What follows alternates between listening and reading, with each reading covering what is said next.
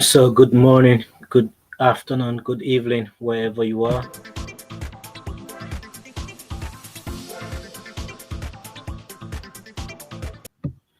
And a pleasant welcome to another edition of the program Real Talk Liberia on Image TV with me, David.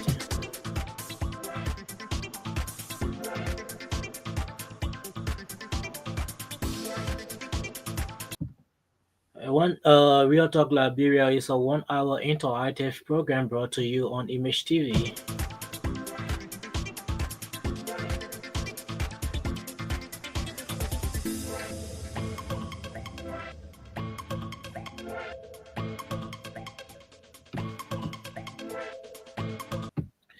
And this is where we discuss Liberia and the rest of the world.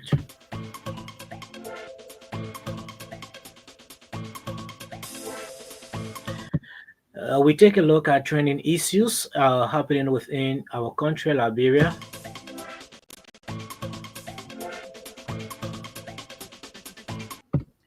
And we speak to the minds of our citizens, letting them know what are some of the ways to which they can go about addressing issues of major concern.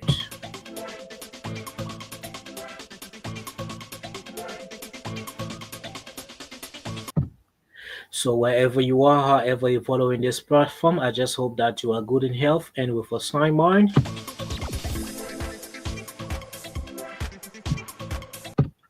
And that you're thinking about doing something positive or doing something positive that will benefit you or your nation at large. For this too is Mama Liberia.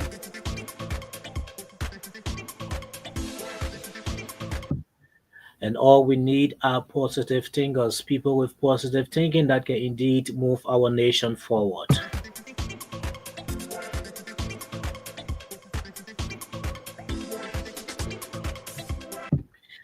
So a pleasant welcome to you on another edition of the program Real Talk Liberia.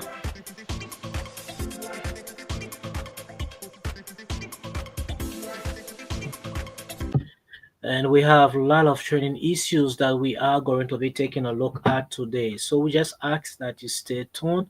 Don't you go away. Keep locked down to Image TV with me, David, and let's have ourselves a wonderful time on this platform.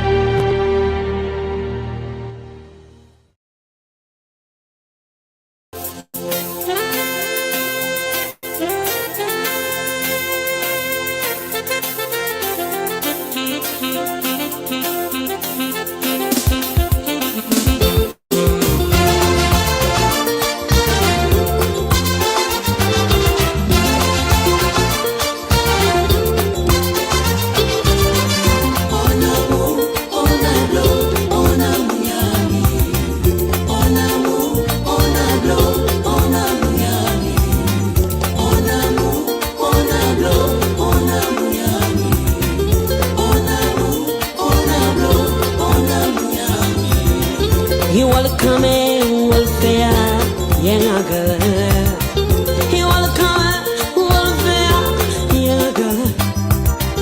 You wanna come, wanna feel, young girl, young girl, young girl.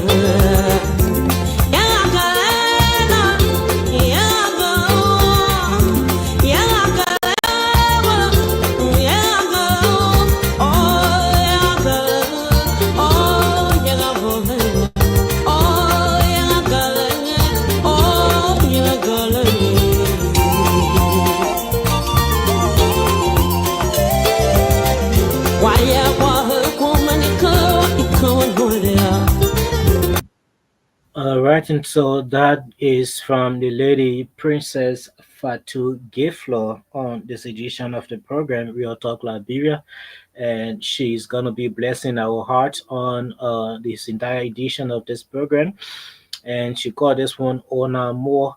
And so wherever you are, folks, however you're following us, like I said, we have a lot of interesting discussion that we are going to be having on today's edition of the program. So all I ask is that you just stay tuned and don't you go away as we get into our discussion for today.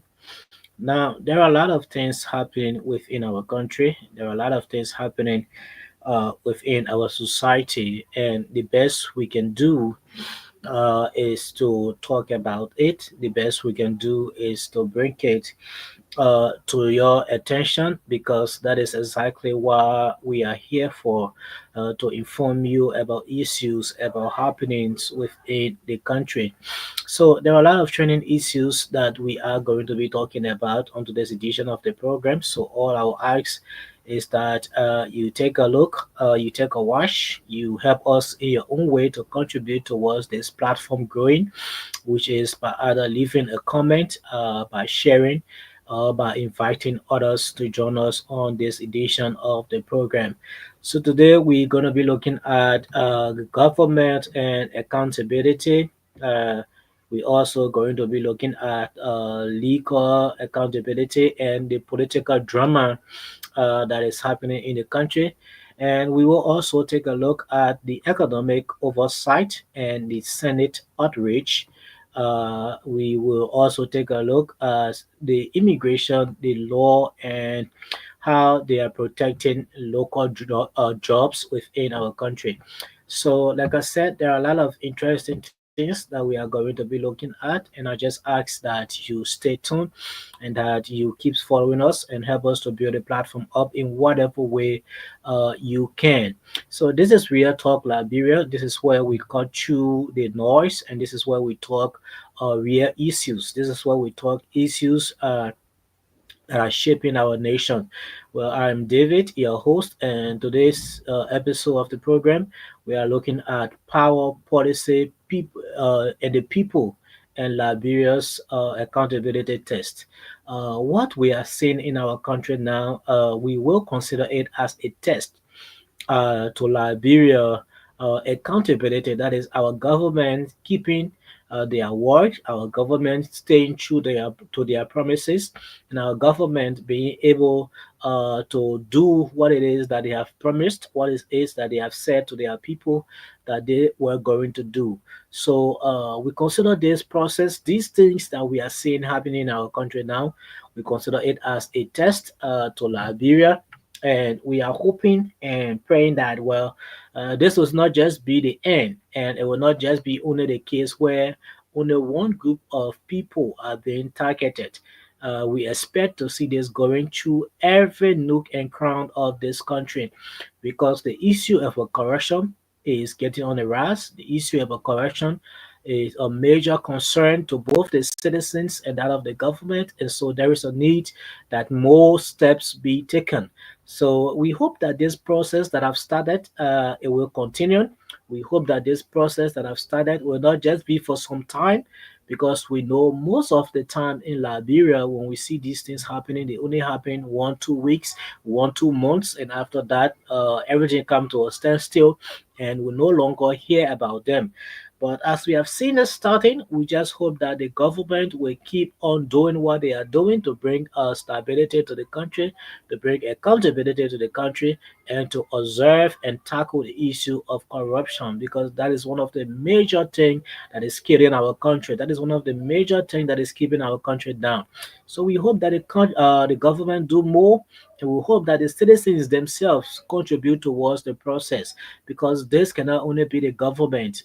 We as citizens also have our part to play. How we deal with the issues, how we respond to the issue. When we have a contribution to make, how do we contribute toward these things that are happening actually plays a major role into whatever it is that we are doing in this country. So before we get into our discussion point for today, I would like us to take this break and ask ourselves few questions. And those questions are: who are the cause of Liberia's problem? Who is actually the cause of Liberia's problem? All of these things that we are experiencing, all of these hardship, all of these setbacks, all of these failures that the country Liberia is experiencing, who are actually the cause of this problem? Well, we will take this from Charles Quarter, and he's going to be telling us more about it. So wherever you are, stay tuned. Don't you go away as we bring you this short, very short explanation by Charles Quarter. And after that, we will be getting strictly into our discussion for today's edition of the program. Stay tuned. I'm David, and this is Real Talk Liberia on Image TV. Let's have ourselves a wonderful time.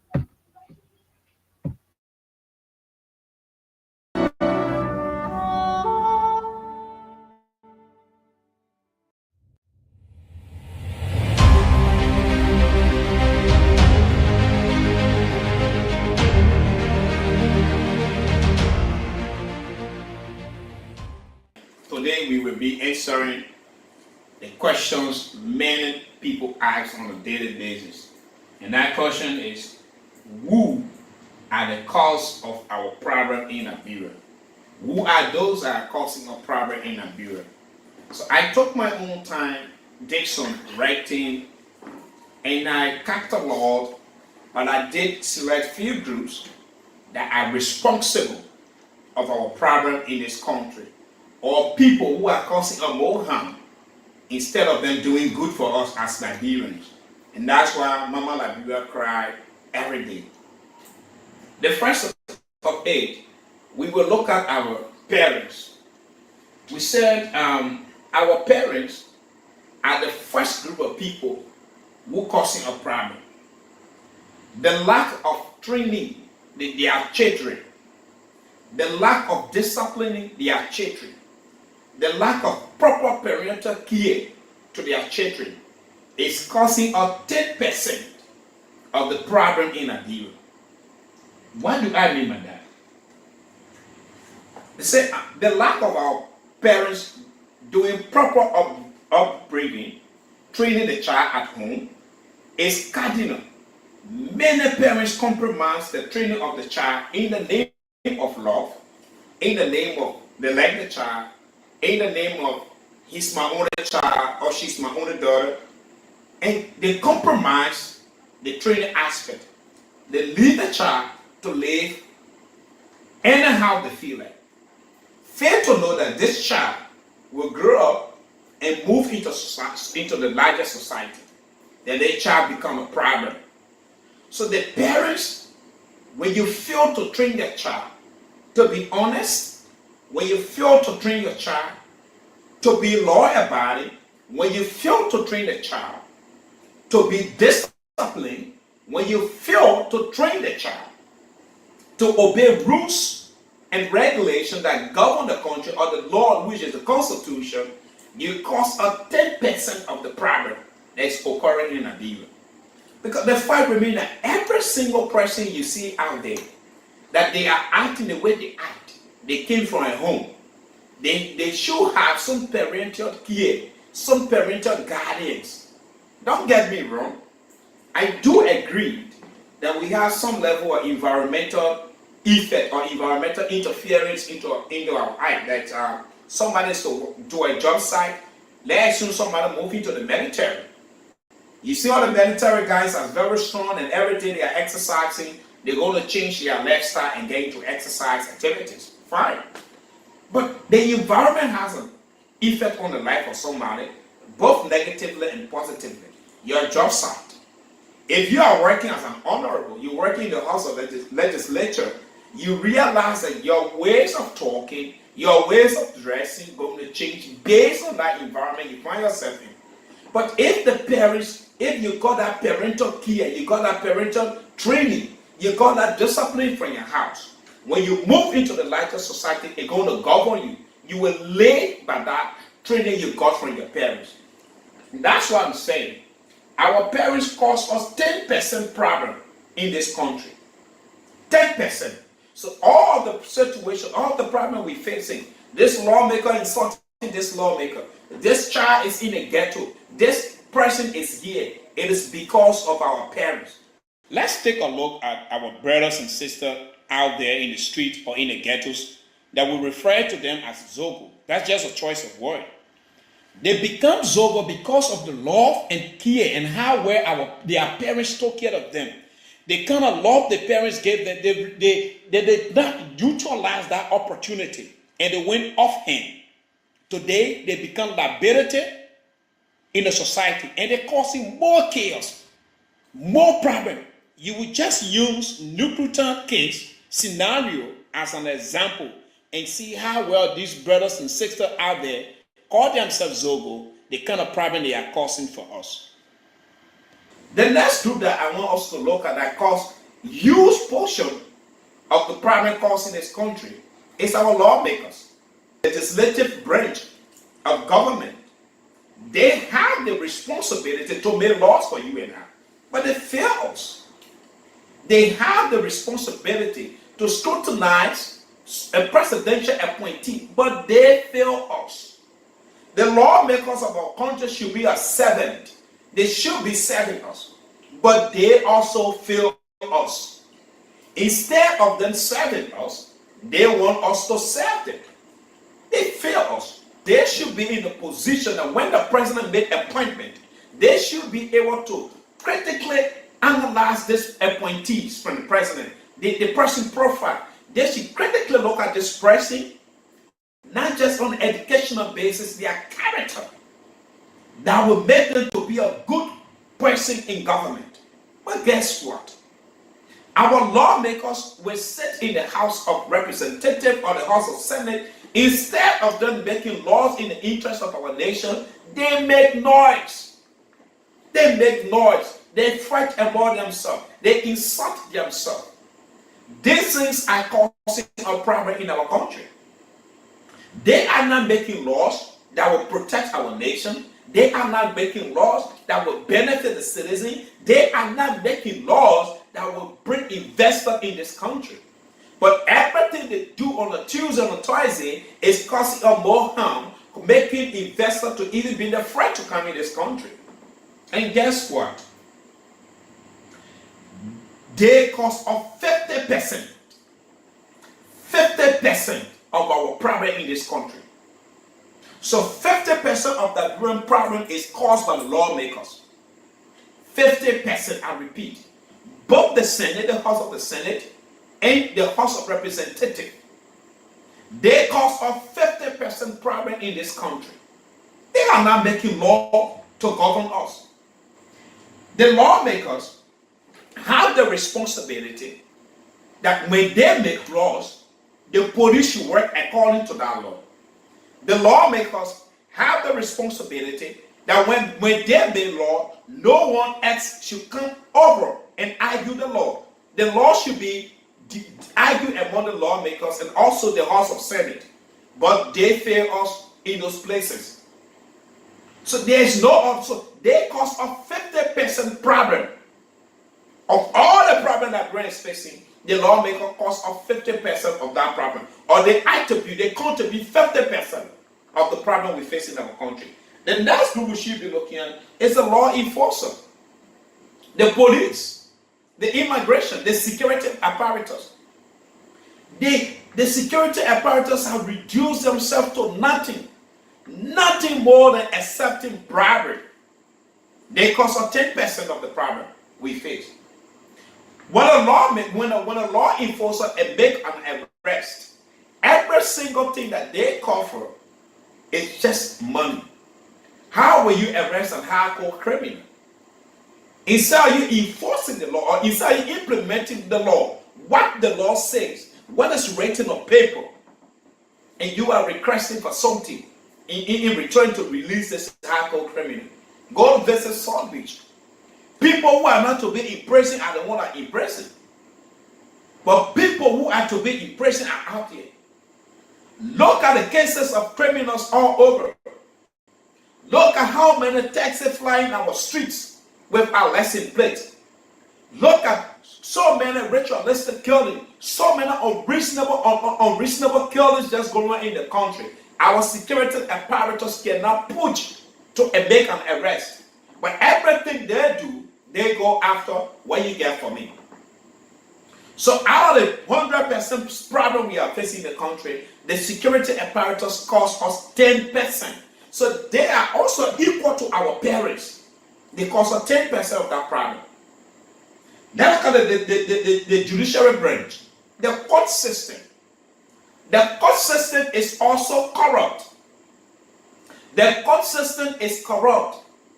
They have reduced the court system, the judiciary system, to nothing less than corruption, a center of corruption. They don't go after cases.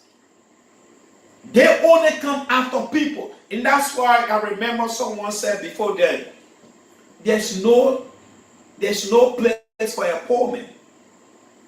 When a poor man go to court with a rich man, I'm sorry, you can't win the case. So the problem, the situation we're facing in our country, the judicial branch costs us 30%. If you sum everything and go to 100%, that becomes a real problem. Starting from our parents. We go to the House of Representatives and the Senate. We go to the law enforcement, which is the security apparatus, and we go to the judicial branch. They are the people who are causing us the problem in our country. The high rate of corruption in our country is also caused by them. You can never discuss corruption and leave our parents out of it. The way they train us, that's how we are behaving out there. In the manner in which the lawmakers are doing things in the House of Representatives and the Senate, that's how people continue to do things. And the way the police, the securities are acting, because they don't go after those people, that also help to increase the things that are happening in the country. The court system, when people are sent to the court for prosecution, they are not doing the right thing. They're making those things to continue to happen in our country. Lastly, you may like to laugh at this, but they're serious. The last group of people who are not part of the 100%, but they're also causing a problem, are the people who refuse or who choose to change their color. The people who are bleaching, they got all confused around here too. We don't see why they are bleaching. There's no sense in bleaching. So they are also causing a problem. They get all confused. How will you see Mary who was black yesterday, and today you see her bright? We get confused. Is this Mary that yesterday I saw, or is that the John that I saw yesterday? These are problems that we are facing in our country. If those people can work and straighten their offices, and straighten their homes, and straighten their thing, and do the right thing, Liberia, we may not be 100%, but we can go close to scoring a goal mark. To answer the question, who are causing a problem in our country? From my own analysis, I'm going to read them over to you. I said our parents cause 10% of the problem. The lawmaker, they cause 50% of our problem. The law enforcer cause 10%, and the judiciary cause 30% problem in our country. And the last one, like I told you, the people who choose to be bleaching. They're getting all confused. We don't know who is this person. After today they are bright, tomorrow they are black, tomorrow they are tada. We don't know. They are also helping to cause a problem, getting us confused.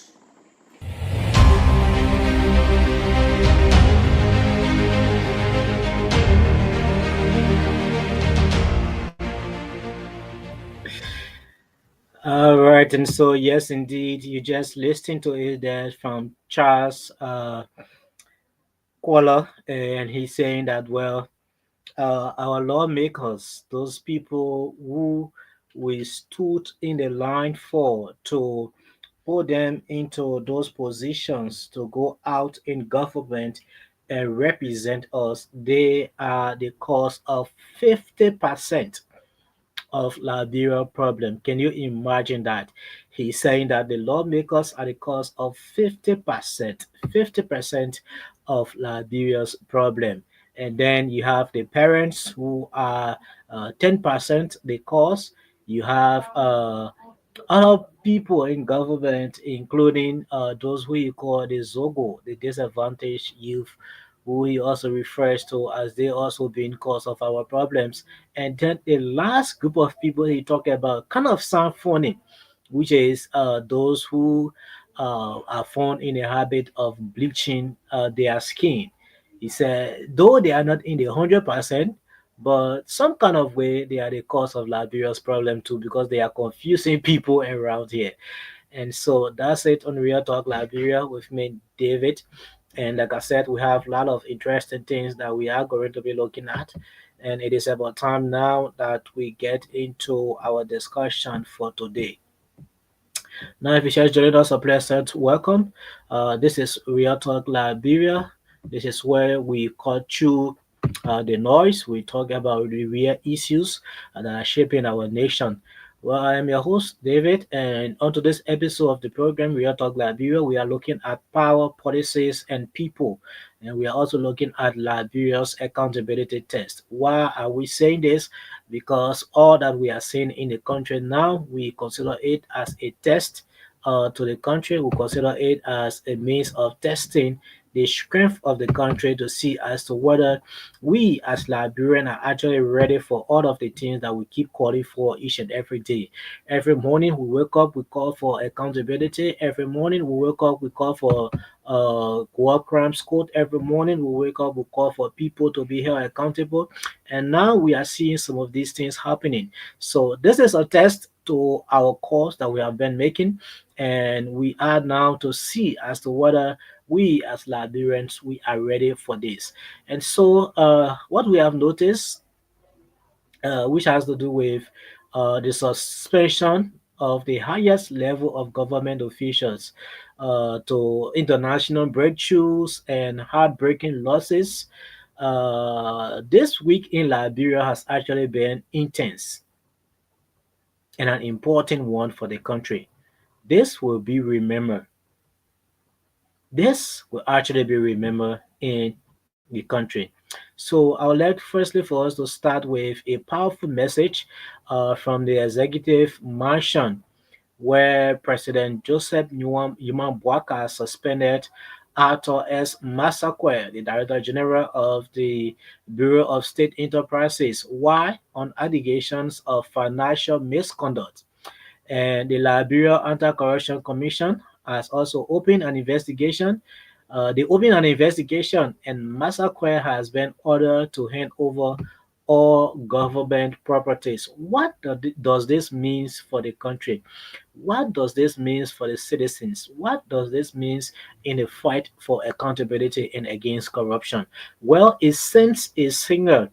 Whether it is a strong one or not, only time will tell. That transparency and accountability are expected in this new administration. But what we have realized, what we have seen from critics is that they are already asking some questions. And one of these questions that they are asking is, will this be a one-off move or a start of a consistent clean-up campaign? And this is what we are seeing from a majority of those in the opposition, please. They are coming up and saying that yes, we are seeing these things happening, but why is it just targeting one side of the inhabitants? Why is it targeting one side of the population? Why is this just all about majority of the people that we have seen that are being arrested, majority of the people that we are seeing that are being taken to court? are all folks within the opposition community. But whereas we see people in the government that are also involved into corruption, but what we are seeing that is being done for them is that they are only being suspended, and they get suspended for a long period of time, and when everyone forgets and then the country moves on. Should this actually be happening? Well, in the meantime, Honorable Vanin F. Sanon uh, will be serving as the acting head of the Bureau of State Enterprises. And what we see this, and as it is happening, we see it as a test for President Boaka's promise of the rescue mission team. And all of these things that are happening, one thing that we have to take into note is that the people are watching. And speaking of watching and waiting, all eyes have been placed on the Monrovia City Court, where former Speaker Jay Fonati Kova and three colleagues are facing serious charges in the Capitol building arson cases. The court is set to rule on whether their 2.24 million bond is sufficient or not. And I just want us to be uh, honest about some things, because as these things go about in the country, we see or we hear a lot of statements that are being made. And I just want us to be honest on some things, right? And it is very much important. Uh, what we see this case is, most of the time, people tends to address things based on emotions. People tends to address things based on the attachment they have to whoever it is that is being affected, because they are attached to these persons, so they want to defend this person even if the person is doing wrong or the person is doing right, but they just want to be there to defend this person at all costs. But let's be honest here, uh, this case is more about just the fire that were put up at the Capitol building. Well, this case is about a political breakdown. This case is about a legislative dysfunction, and most of all, the rule of law in Liberia. Now, the Capitol building, the heart of our democracy, was allegedly attacked by people within the system itself. Now, Liberians want justice, but more importantly, they want order to be restored in the country. Now, no one lawmakers included should be above the law. Now, not just talking about the lawmakers being above the law, even ordinary citizens, starvers within that capital building case, should not be taken above the law.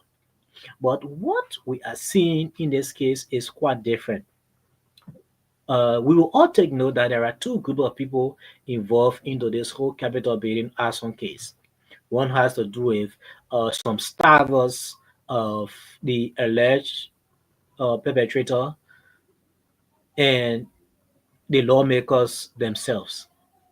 And we are saying that there are two kinds of treatment being given here in this case. And one is that, well, those who are being accused of committing the act, that they were the one who carried it out by their hands, which are found in the categories of starvers, were placed into prison, and they have been there for up to 5 months. Some have been there for up to 3 months. Some have been there for up to 6 months. And up to now, there have not been a single individual that have come up to speak about at all putting them out on a bond or whatever. And that is okay. Maybe they do not have people with the finance to come and speak for them. They do not have people with the finance that will come and take them out on bond. We understand. And the other group which has to be with the elite, those who are with status, which has to do with the representatives, the former speakers, they were also arrested and they were also placed behind bars. But they spent less than 2 days and they were released on bond, fight in. Even though this bond is still having some little bit of misunderstanding and argument, but yeah, it was done and they were released and they are out. But the question now is, Liberians, most especially the youth, are you seeing what is happening in the country? Are you seeing the consequences that you, as young people, have to experience, has to go through because you are not thinking and you decide to do something for a person that you think loves you with all of their heart? Are you seeing it? Now, they have been in jail, they have been in prison for about 5, 6 months. Those people that they got up for and felt that whatever they were doing it for those people. Those people were placed in jail and released less than 2 days. But they have been there going through all of the pains. They have been there going through all of the sickness, all of the ill treatment. They have been experiencing it from day one they were placed into prison. And those people that they thought that they were supporting, they were protecting, have not even come up for a day to say anything about them. And this has a lot that we need to think on. This means a lot for each and every one of us.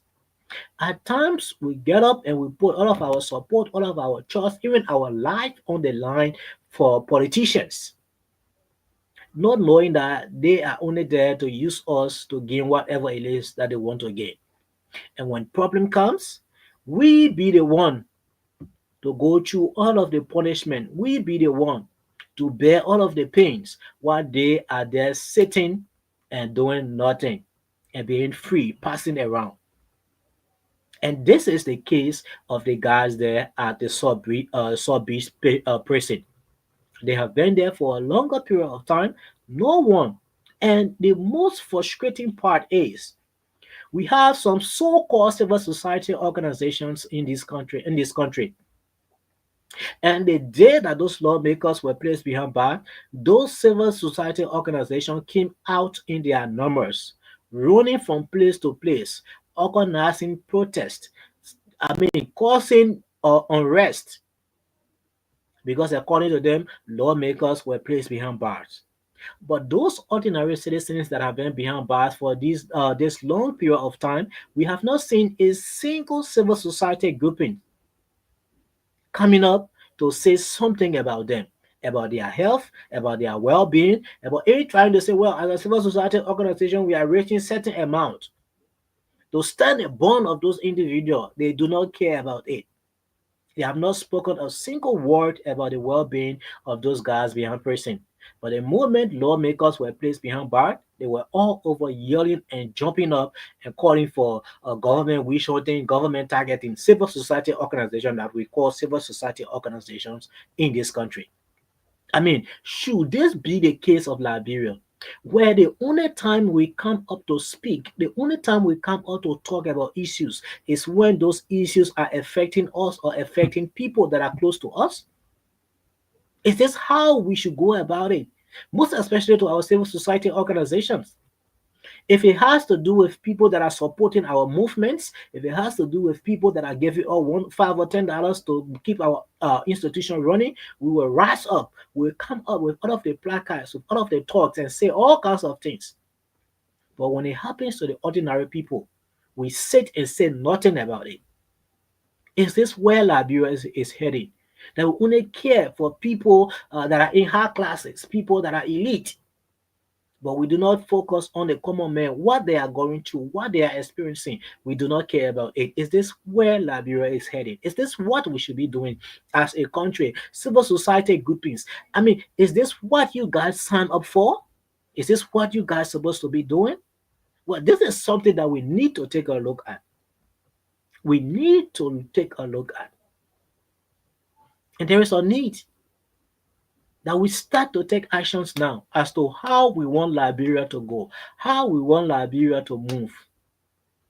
But if we continue to do these things that we are doing each and every day, Liberia will continue to be on a path that it is on now, and there will be no progress. There will be nothing that will change. And the next thing, let's take a look at the economic oversight and the Senate outreach. And from what we have received, it is clear that the Senate is not happy. Why? Because senators have publicly criticized the non-ratified Medtech Santeve Liberia Limited deal signed back in 2021.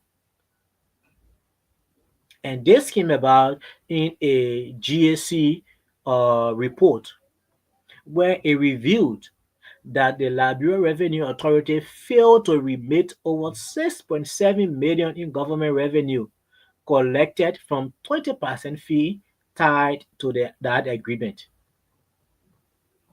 But instead, the money allegedly went for LRA internal use, which was unapproved and unaccounted for. And in light of this, the Senates are now asking for answers.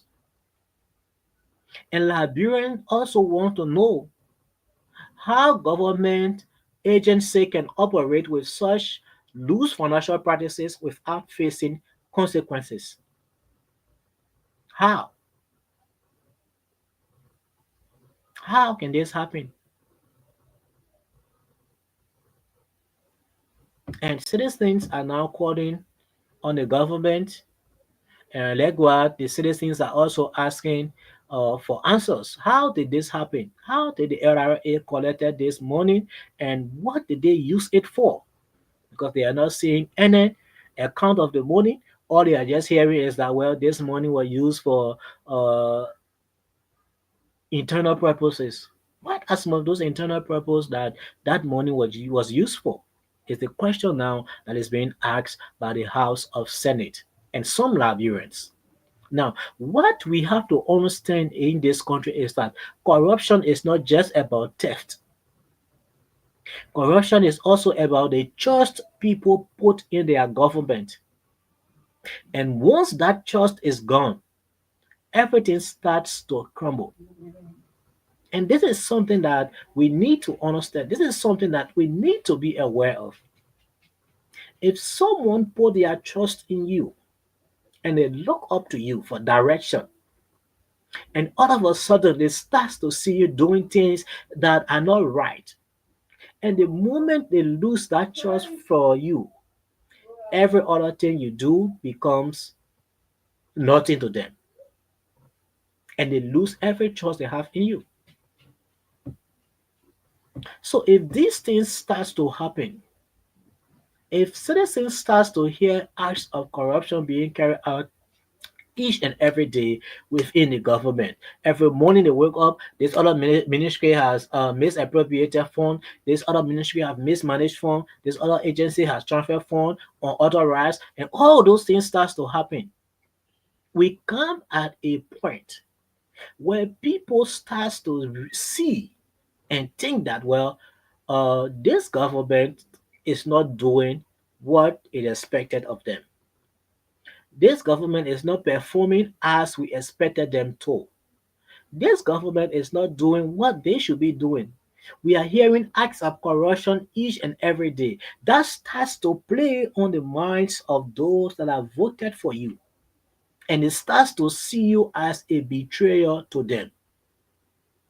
So there is a need that the government starts to put their feet to the fire, not only through suspension, but also through prosecution. If the government has the mind to prosecute others, past government officials, they should have that same mind to prosecute those current government officials that are found in the acts of corruption. If they actually mean well for the country, that is the call that is being made. And still on accountability, we have also discovered, or as Wale in the news now, the Ministry of Labor has taken a bold step. You know, Senator Darius Dillon came up with this,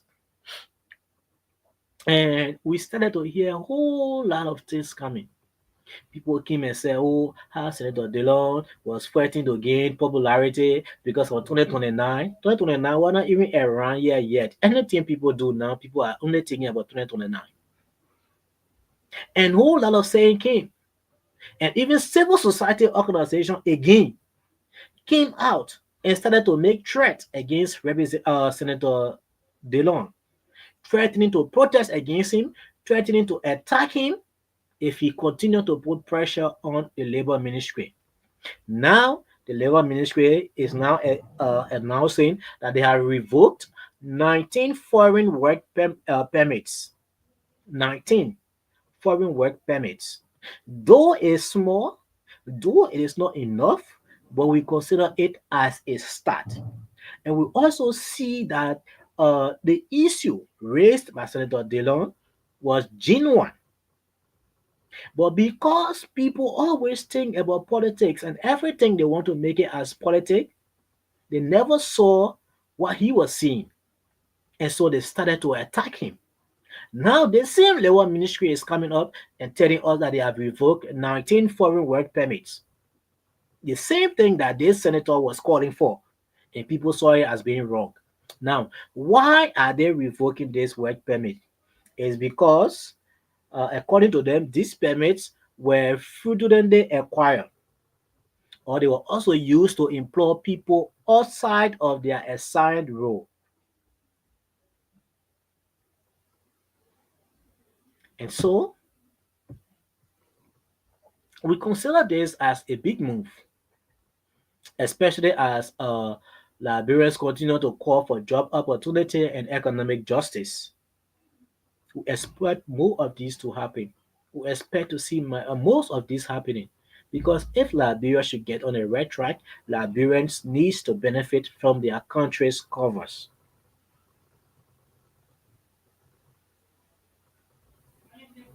If the country should be great, government needs to do more into providing opportunities, jobs for its citizens. So we consider this as a right move, and we expect to see more. We expect to see more of this. And we welcome this enforcement. But again, the questions we are asking on this platform remains: will it continue?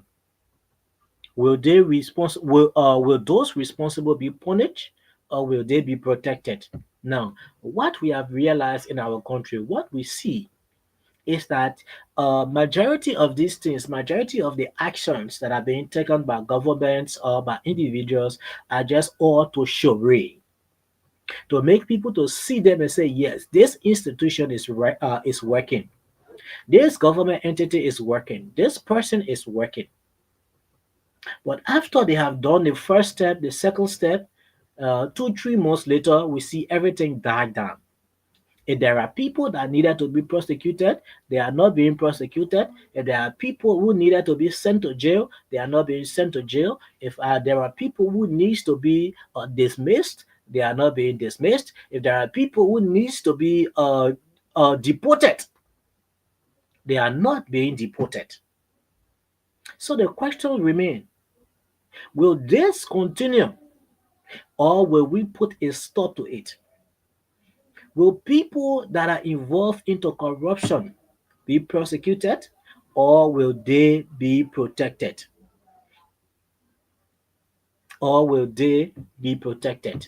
That is the question we are asking on today's edition of the program Real Talk Liberia. And on the flip side of it, we have this sad news that we received, and it is actually saddening, and that is about the passing of Augustine Tamba, the former president of the Federation of Liberia Youth and the executive director of LEOG. And we would just like to throw a bit of highlight on Mr. Thomas. Uh, and he was a passionate advocate for youth empowerment and civil responsibility. This is a person that inspire many. Even during a time where he was battling health challenges, he still had the courage to inspire good things to happen. But sadly, as it has been in the case of Liberia, the issue of raising funds to helping seek advanced treatment in India never bear any fruit. And that is one thing that we see happening in our country each and every day. People that are making impact in our society, people that are bringing change, they reach a certain point in their lives where they start to experience some challenges, be it health or whatever, and they come out to request for help to people that can actually help them. But those people will turn a blind eye to them and allow them to either die or allow them to become a disgrace. And when you check out some of these things, the help that people request of are not that much. These are money that are being spent on liquor. I will call it our own colloquial way. These are money that are being spent on liquor. These are money that are being used at entertainment centers. These are money that are being used at brothels, at hotels. These are money that are being used to spread out just to have fun time, even to have sex. These are money that are being used. But someone is at a point of death and is requesting some kind of help, and they do not receive this help. This help. Why? Because maybe it is not our brother, maybe it is because it is not our sister, or maybe this person is not licking my feet or whatever. And the death of Tamar is a reminder of how the healthcare issue in our country uh, continue to rob this country of bright minds, of people that should be making changes, people that are inspiring. The failed health system of our country, its death has actually thrown a spotlight on these issues. And there is a need, there should be a call for government to start paying more attention to healthcare services in the country, for government to start paying more attention to educational services within the country. Though we have seen some move being made by the government of Liberia as it regards education, but we think more need to be done, especially in the issue of health. Because with what we are seeing in the country, if this continues, we'll definitely continue to lose more bright minds in the country.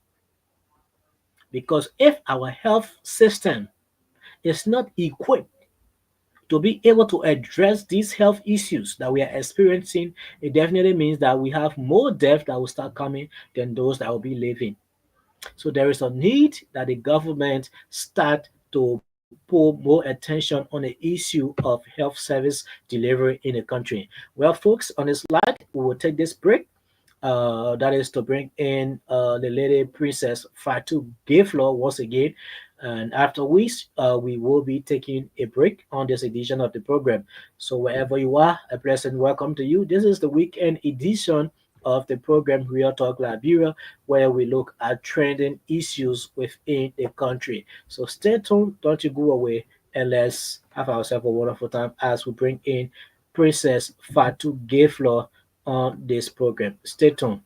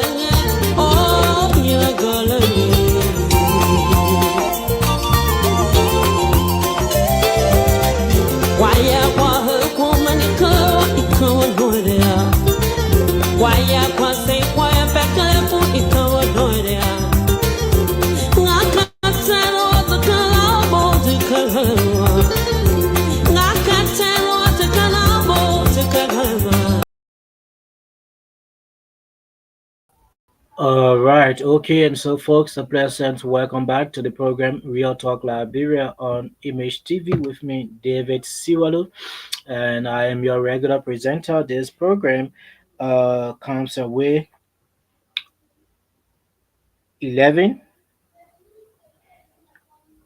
Liberian time, and on this program we speak issues of major concern. We talk to the heart.